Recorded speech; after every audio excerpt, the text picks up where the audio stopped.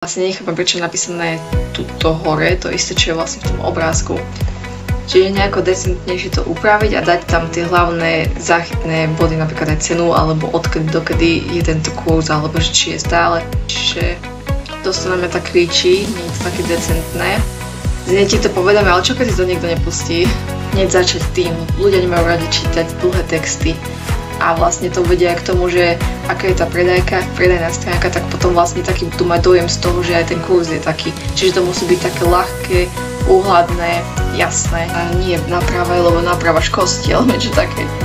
Ale toto by som dala, že popri mojom boku stoja stovky spokojných klientiek, ktorým som ukázala, a tam dať, že moje spokojné klientky a k ním dať tie referencie. Nie, že chceš vedieť, ale hneď v čom je moja kniha iná a ako ti môže pomôcť. Už to chce vedieť, pretože už prišla na tú stránku, čiže to chce vedieť.